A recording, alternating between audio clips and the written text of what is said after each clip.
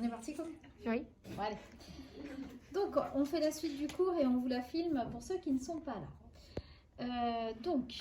On va parler de représentation graphique d'une situation de proportionnalité. Et vous avez peut-être déjà vu ça en sciences physiques, ou pas. Donc, une situation de proportionnalité, dans un graphique, elle est représentée par des points alignés avec l'origine du repère. Donc, comme ce qu'on a là, une droite qui passe par l'origine du repère. Est-ce que vous avez vu la loi d'Ohm en sciences physiques? Non. Non? Non. Bon, alors, je vous fais vite fait en avant-première la loi d'Ohm en sciences physiques, on se déplace comme. Alors, hop.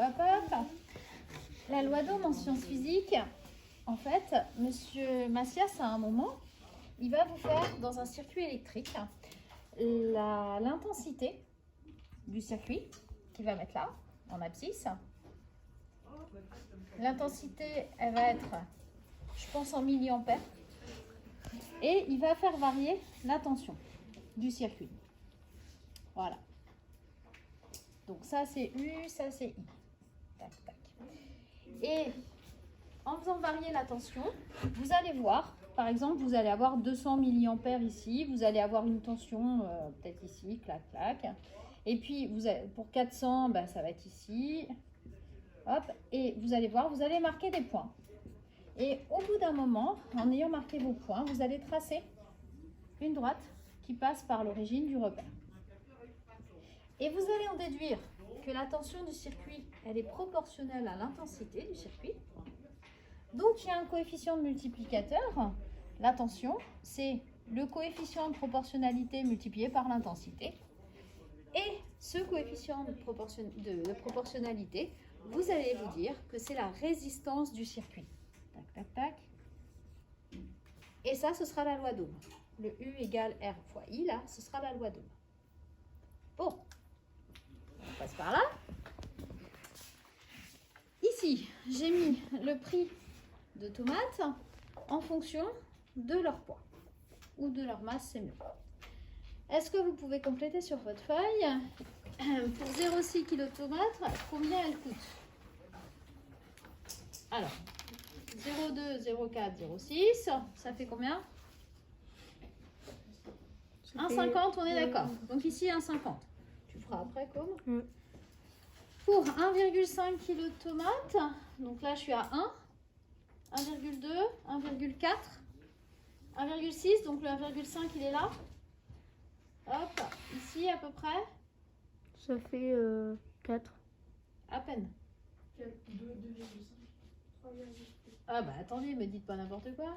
1 on est là, 1,2 on est là, 1,4 on est là, 1,5 c'est entre 1,4 et 1,6. C'est bon? Ouais, bon. Alors du coup on est là. Ah, mais ça fait 4, non? Non, c'est pas 4, je crois pas. Je crois que ça fait autour de 3,75. C'est bon pour vous? Ah ouais. Bon, et puis on en met un autre. Ici, vous regardez pour 2 kg de tomates. Vous remplissez 2 kg de tomates. Puis vous regardez combien ça coûte. 2 kg de tomates. Ça fait 5. 5 euros. Ok. Je vais pas trop... hop. Et on va parler de vitesse. Alors, dans la vie, on n'a jamais un mouvement uniforme, c'est-à-dire un mouvement régulier où la vitesse se tient complètement régulièrement. Quand on roule, tout ça, il y a des moments où on va plus vite, moins vite, on s'arrête, etc. Mais si on a un mouvement régulier, la distance parcourue est proportionnelle au temps qu'on met pour faire le parcours.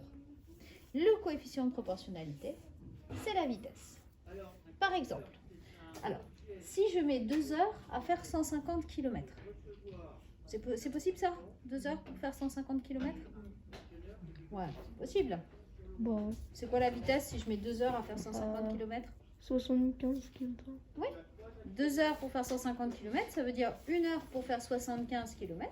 Et parcourir 75 km en 1 heure, ça veut dire rouler à 75 km par heure. Ok. Donc, si je mets 2 heures à faire 150 km, je mets 1 heure à faire 75. Et je mets, important, 0,5 heures. Combien ça fait en minutes? Bah 30 minutes. Hein. Je ne veux pas vous avoir sur une copie. 0,5 heures, ce n'est pas égal à 50 minutes. Hein. C'est 30 minutes.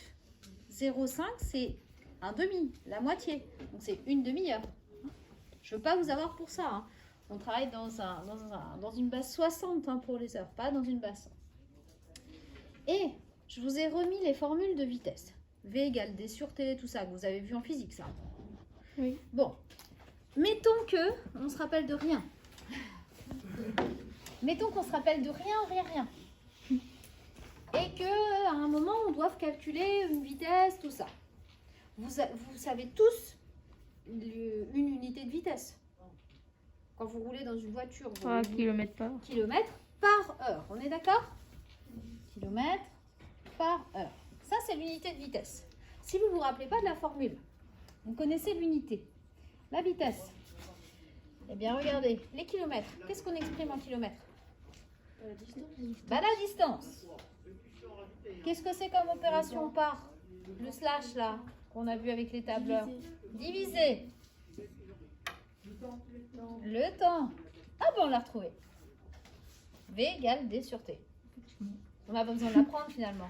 Effectivement. Bah oui, en physique on fait. Déducteur, Samuel. Alors, dernière chose, pour toutes les formules que vous avez comme ça, vous en avez deux autres associées. V égale D sur T, vous avez T égale V fois T, D égale D sur V et D égale V fois D. Bon, pour se rappeler de ces trois formules, pas besoin de les apprendre par cœur. Je vous donne une astuce. Ce que vous faites, vous mettez le V égale D sur T. D'accord? Regarde ça mieux. V égale D sur T. Hop, moi je fais un petit triangle comme ça. Le D, je peux... Ah non, non, personne là. Le D, je peux le déplacer là. Bon, on arrête comme... Oui?